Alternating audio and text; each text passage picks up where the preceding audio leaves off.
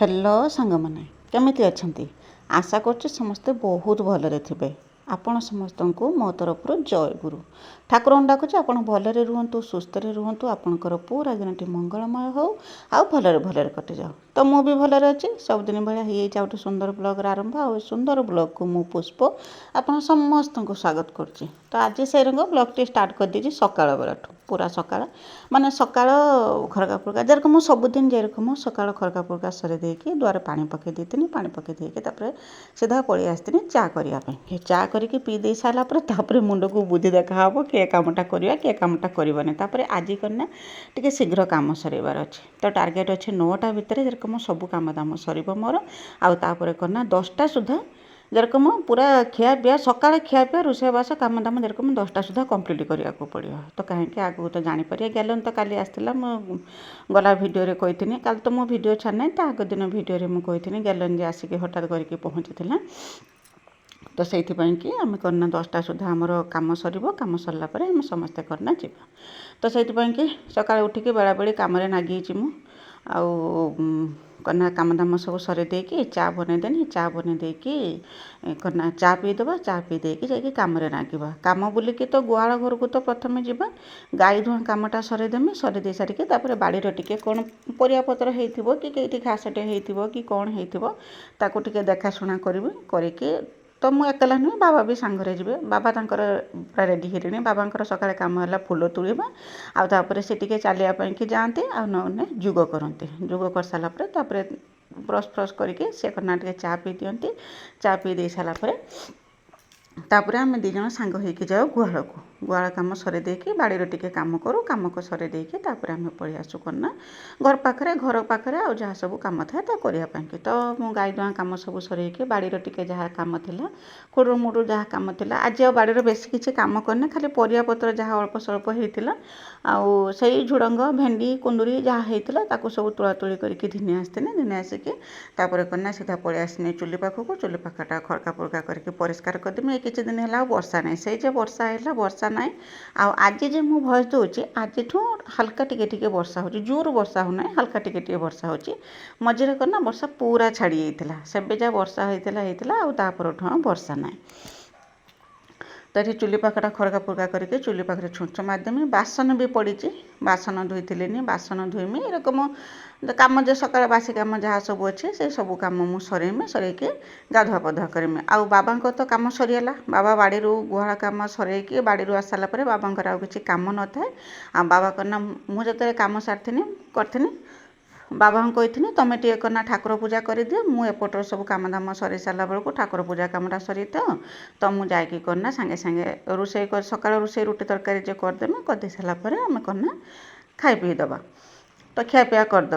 तो बाबा मो कथा मानिकी तो जाइए मो कथा मानिक कौन एरकम बाबा प्रायतः ठाकुर पूजाटे कर दिखती जे दिन मोर टिके गाधुआ लेट हुए आदि किसी कम न थाए आगू को जदि भावती जे मोर आगू किसी कम ना तो से गाधेकी ठाकुर पूजा कर दिखती कहया भी पड़ेनि किंतु मुझे कही आ तो किसी कम ना तुम गाधे पड़ आदि कम अच्छे जदि तापर करना गाधे सारापर कि माटी धूली हे कि झाड़ हे तो से करना से गाधंती। तो चुली पाखर छुंच मार देकी मु सीधा पलि आसनी बासन धोयापाई आ बाबा करना एपटर कम दाम सरईकी गाधेवाई गले बाबा तांकर गाधुआ पधुआ कले मुझे करना बासन कुसन जहाँ सब था धुआ धुई करदेनी सबुदिनिया काम तो यहाँ बासन धोया चुल छुंच मारिया खड़का पुड़का करवा ये सब बासी कम ही जाए आपको तो बाद दे हेनी आ कम अच्छे बोलिकी कहीकि जे मु आग दिन किसी कम सरीदेमी से मोदेगी माने कहीं आनी हुएनी कहीं हम कि हेड़ा करके रखीदिए माने हेंगड़ा अवहेलार रखीदिए जदि मु बासन कुसन राति धोई दे था ना सका मत एत कम करने पड़ता ना समय तो अच्छी आते समय कौन कर तो मु बासन कुसन करना रखी सका धोई आ तार भितर करना मु मटर पान पकई तरकारी करम बोलिकी से मटर को करना प्रेसर कुकर माने बसे देथिनी काटी कुटिकी आलू मटर तरकारी करम बोलिकी ताकू काटिकी भी बसे देथिनी प्रेसर कुकर से भी सिझिकी रही आउ करना बासन धोईकी आसाला बेलू बाबा ठाकुर पूजा कम भी सरी जाता करना बाबा तांकर आसिक ठाकुर बासन धुआ धुई कले मु एपार्टा झाड़ू करदेनी 2 दिन 3 दिन टे झाड़ू करते पड़े आगे जो गाड़ी रोला कि साइकेल आसे न ବେଶୀ ଟିକେ ଧୂଳି ହେଇଯାଏ। ଏବେ ତ ପୁରା ପରିଷ୍କାର ହେଇଗଲାଣି, କିଛି ନାହିଁ ଏଠି। ତ ସବୁଦିନ ମାନେ ଖରକେନି, ଦିନେ ଛଡ଼ା ଦିନେ ଏରକମ କରିକି ମୁଁ ଏପଟଟା ଖରିକି ଦେଉଛି, କାରଣ ଏଠି ବେଶୀ କିଛି କାରବାର ହେଉନାହିଁ, କେବଳ ଯାହା ଯିବା ଆସିବା ହେଉଛି, ତା ଛଡ଼ା ଆଉ କିଛି କାରବାର ହେଉନାହିଁ। ଯେତେବେଳେ ଚୁଲି ଥିଲା ଏଇଠି ଚୁଲି ରଖିକି ରୋଷେଇ କରୁଥିଲି, ତ ସବୁଦିନ ଝାଡ଼ୁ କରେ। ତ ଏଟାକୁ ମୁଁ ଝାଡ଼ୁ କରିଦେଇ ପରିଷ୍କାର କରିଦେନି। ପ୍ରାୟତଃ ପରିଷ୍କାର ରହୁଛି ଏଟା ଆଉ ଅପରିଷ୍କାର ହେବାର ମାନେ ଚାନ୍ସ ନାହିଁ। କେତେବେଳେ କେରକମ ଟିକେ ଅସନା ହେଇଯାଉଛି, ନହେଲେ ନାହିଁ। ଆଉ ଏଟା ଖଡ଼କା ଫୁଡ଼କା କରିକି ପରିଷ୍କାର କରିଦେଇ ସାରିଲା ପରେ ମୋର କାମ ସରିଗଲା। ମୁଁ ଯିମି କ'ଣ ନା ଗାଧୋଇବା ପାଇଁକି। ଆଉ ମୁଁ ଗାଧୋଇକି ଗଲାବେଳକୁ ବାବା ଠାକୁର ପୂଜା କରୁଥିଲେ। ମୁଁ ଖାଲି ଯା ଚଉରାରେ ଟିକେ ପାଣି ଦେଇକି ମୁଁ ପଳେଇ ଆସିଥିଲି ରୋଷେଇ ଘରକୁ। ଅଲରେଡ଼ି ତ ମଟର ତରକାରୀ ସିଝିକି ଥିଲା, ମଟର ଆଳୁ ତରକାରୀ ସିଝିକି ଥିଲା। ଆଉ ତରକାରୀଟାକୁ ଆଗର ବଘାରି ଦେଇକି ମୁଁ କ'ଣ କରିଥିଲି ନା ଅଟା ଚକଟିଥିଲି। ଅଟା ଚକଟିକି ତାକୁ ମାନେ ରୁଟି ବେଲିଥିଲି।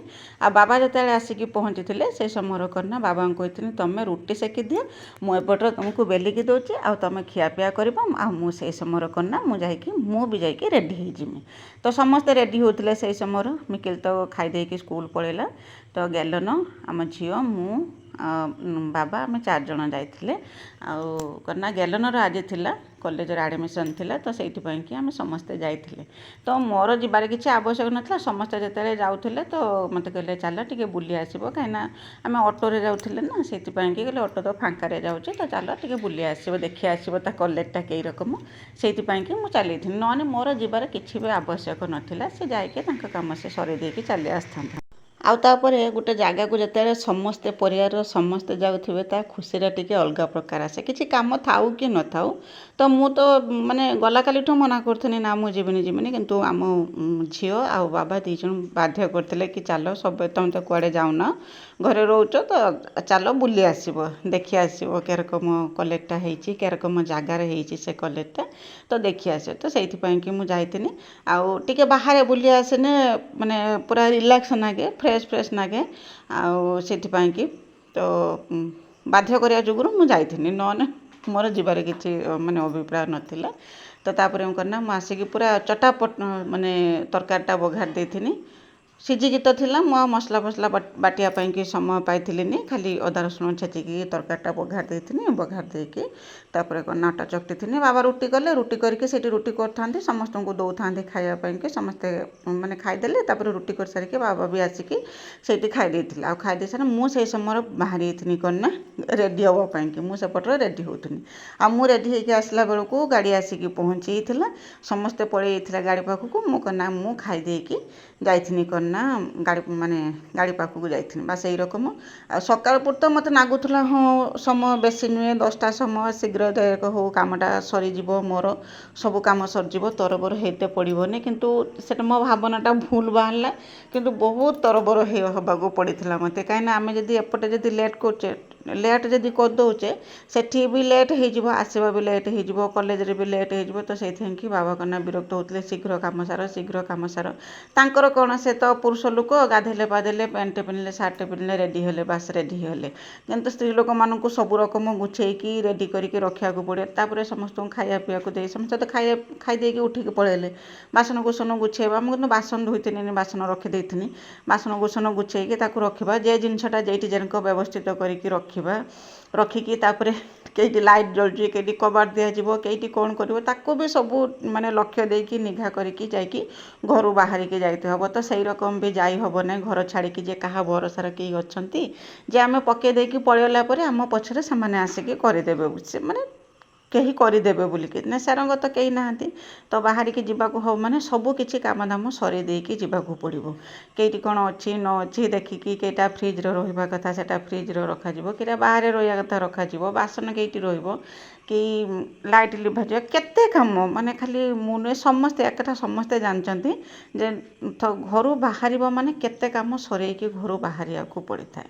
ତ ସେଇ ରକମ ସବୁ କାମ ସରେଇକି ତାପରେ ମୁଁ ବାହାରିଥିଲି। ଆଉ ଖାଇବାକୁ ଆସିକି ପହଞ୍ଚିନି ଯେ ଖାଲି ଦୁଇ ପଟ ରୁଟି କେରକମ ଚଟାପଟ ଖାଲି ମାନେ ଚୁବେଇଛି କି ନାହିଁ ମୁଁ ଜାଣିନି, ମୁଁ ଖାଲି ଗିଳି ପକେଇଲା ରକ ଗିଳି ପକେଇଥିଲି ରୁଟି ଦୁଇ ପଟ। ତ ବାବା କ'ଣ କହୁଥିଲେ, ନେଇ ଚାଲ ଗାଡ଼ିର ବସିକି ଖାଇକା ଚାଲିଯିବ ବୋଲିକି। ତ ମୁଁ କହିଲି ଠିକ୍ ମାନେ ଭଲ ଲାଗିବନି। ତ ଯାହା ବି ହଉ ଦୁଇ ପଟ ଖାଇ ଦେଇକି ରୁଟି ମୁଁ ପଳେଇଯିବି। ସେତେବେଳକୁ 9:30କୁ ବେଶୀ 10ଟା ପାଖାପାଖି ହେଇଗଲାଣି ସମୟ, ମାନେ 9:45 କି 50 ଏଇ ରକମ ସମୟ ହେଇଯାଇଥିଲା। ତ ବାବା ତରତର ହେଉଥିଲେ, ବହୁତ ତରତର କରୁଥିଲେ ମୋତେ। ମୁଁ ଖାଲି ଚଟାପଟ ସେ ଜିନିଷପତ୍ର କ'ଣ ମାନେ ଡକୁମେଣ୍ଟ କାଗଜପତ୍ର ଭଲ ମନ୍ଦ ଏସବୁ ବାହାର କରୁ କରୁ ମୁଁ କ'ଣ ନା ଆସିକି, ଆଗ ଦିନ ତ ସବୁ ରେଡ଼ି ହେଇକି ଥିଲା, ମୁଁ ଆସିକି ଦୁଇ ପଟ ରୁଟି ଖାଇ ଦେଇଥିଲି। ଖାଇ ଦେଇ ସାରିକି ତାପରେ ବାହାରି ଆସିଥିଲେ, ବାବା କ'ଣ ନା ଚାବି ଦେଇଥିଲେ। ତାପରେ ଆମେ ସମସ୍ତେ କ'ଣ ନା ବାହାରିଥିଲେ, ଯେଉଁ ଗେଲନ୍ ଯେ ଆଡ଼ମିସନ୍ ହେଲା କଲେଜକୁ, ସେଇ କଲେଜକୁ ଆମେ ବାହାରିଥିଲେ। ତ ବେଶୀ ଲାଗିଥିଲା, କେତେ ସମୟ ଲାଗିଥିଲା ମୁଁ ଜାଣିନି, ଦୂର ବାଟ। ମୁଁ ଜାଣିନି କେତେ ସମୟ ଲାଗିଥିଲା, କ'ଣ କରିଥିଲା। ତ ଯାଇକି ଆମେ ସେଠି ପହଞ୍ଚେଇଥିଲେ। ଆଉ ସେଇଠି ଆମକୁ ବେଶୀ ସମୟ ଲାଗିଲା। ଆମେ ତ ଭାବିଥିଲେ ଶୀଘ୍ର କାମ ସରିଯିବ, ତ 12ଟା 12:30 ସୁଦ୍ଧା ଆମେ ଫେରି ଆସିବା ବୋଲିକି, କିନ୍ତୁ ଶୀଘ୍ର କାମ ସରିଥିଲାନି, ଆମକୁ ସେଠି ଲେଟ୍ ହେଇଯାଇଥିଲା। ଖାଲି ଇଏ ନୁହେଁ, କେତେ ଆଡ଼ୁ ଛୁଆ ଆସିଛନ୍ତି, ତାପରେ ଯାଇକି ସମସ୍ତଙ୍କର ତ କାମ କରିବାକୁ ପଡ଼ିବ ନା। ଖାଲି ଆମେ ଯାଇକି ପହଞ୍ଚିଲେ ତ ଆମ କାମଟା ଆଗତୁରିଆ କରିବେନି। ତ ଅପେକ୍ଷା କରିଥିଲେ ଆମେ, ଆଉ ସେଠି କାମ ସରିଥିଲା। 1:30 ଖଣ୍ଡେ ହେଇଯାଇଥିଲା ସମୟ, 1:30 ଖଣ୍ଡେ ସମୟ ହେଇଯାଇଥିଲା ସେଠି କାମ ସରିଲା ବେଳକୁ। ଆଉ କାମ ସାରିକି ଆମେ ପଳେଇ ଆସିଥିଲେ। ଆଉ ଆସିଲା ବେଳକୁ ବହୁତ ଜୋରସେ ଭୋକ ଲାଗିଥିଲା ସମସ୍ତଙ୍କୁ। ମୁଁ ତ ପଖାଳ କରିଦେଇକି ଯାଇଥିଲି। ମୁଁ କହିଥିଲି କ'ଣ ନା ଆସିନେ ଆମେ ସମସ୍ତେ ପଖାଳ ଖାଇବା ବୋଲିକି, କିନ୍ତୁ ତ କହିଲେ ନା ଆମେ ଆସିଛେ ଯଦି ଏଠି ଖାଇ ଦେଇକି ପଳେଇଯିବା। ତ ସାଧା ଥାଳି ଆଣିଥିଲେ, ଥିଲା ସେଥର ଭାତ, ଡାଲି, ଗୋଟେ ଘାଣ୍ଟ ଥିଲା, ଆମ୍ବ ଖଟା ଥିଲା, ଆଉ କ'ଣ ପାମ୍ପଡ଼ ଗୋଟେ ଦେଇଥିଲେ, ଆଳୁ ଚଟଣି, ଶାଗ ଖଡ଼ା, ଭଜା, ବାସ୍ ଏତିକି ଥିଲେ। ଆଉ ତାକୁ ସେଠି ଖାଇ ଦେଇଥିଲେ। ଖାଇ ଦେଇକି ତାପରେ କ'ଣ ନା ଆମେ ଘରକୁ ପଳେଇ ଆସିଥିଲେ। ଆଉ ଆସିବା ବାଟରେ କ'ଣ ନା ଗୋଟେ ଜାଗାରେ ଆମେ ଠିଆ ହେଇଥିଲେ, ଦେଖିଲା ବେଳକୁ କ'ଣ ନା ମାଙ୍କଡ଼ ବିସ୍କୁଟ୍ ଖାଉଛନ୍ତି। ମାନେ ଏତେ ସୁନ୍ଦର ଲାଗୁଥିଲା, ବସିକି ଯେରକମ ମଣିଷ ଯେରକମ ବସିକି ଖାଆନ୍ତି, ତାଙ୍କୁ ସେଇଠି ଦୋକାନୀ ଭାଇ ଜଣେ ଆଣିକି ଦେଉଥାନ୍ତି ବିସ୍କୁଟ୍, ଆଉ ସେ ବସିକି ଯେରକମ ମଣିଷ ଖାଆନ୍ତି ସେଇ ରକମ ଖାଆନ୍ତି। ଭାରି ଖୁସି ଲାଗୁଥିଲା। ବାବାଙ୍କୁ କହିଥିଲି ଟିକେ ଭିଡ଼ିଓ କରି ଆଣିଥିଲେ ତା'ର, ମାନେ ଏତେ ଖୁସି ଲାଗୁଥିଲା ନ କହିବା କଥା। ଆଉ ସେ କ'ଣ ନା କି ସୁନ୍ଦର ବସିକି ବିସ୍କୁଟ୍ ଖାଉଥିଲେ। ଆମେ ସମସ୍ତେ ଖୁସି ହେଇକି, ତାଙ୍କେ ହିଁ କେବଳ ଦେଖିଥିଲେ, ସେଇଠି 10-15 ମିନିଟ୍ ଠିଆ ହେଇକି ତାଙ୍କୁ ଦେଖିଥିଲେ। ଦେଖି ସାରିକି ତାପରେ ଘରକୁ ପଳେଇ ଆସିଥିଲେ। ବାସ୍ ଆଜି ଦିନଟି ଏଇରକମ କଟିଥିଲା। ଆଶା କରୁଛି ଭିଡ଼ିଓଟି ପସନ୍ଦ ଆସିଥିବ। ଯଦି ପସନ୍ଦ ଆସିଥିବ ଚ୍ୟାନେଲ୍କୁ ସବସ୍କ୍ରାଇବ୍ କରିକି ଭିଡ଼ିଓକୁ ଲାଇକ୍ ଦିଅ, ଆଉ ଚ୍ୟାନେଲ୍କୁ ସବସ୍କ୍ରାଇବ୍ କରିଦେବେ। ଆଉ ଗଲା ଭିଡ଼ିଓରେ ବିଜୟଲକ୍ଷ୍ମୀ ଦିଦି, ବିଜୟଲକ୍ଷ୍ମୀ ଅପା, ସ୍ନେହଲତା ଦିଦି ସୁନ୍ଦର କମେଣ୍ଟ ଲେଖିଛନ୍ତି। ସମସ୍ତଙ୍କୁ ମୋ ତରଫରୁ ବହୁତ ବହୁତ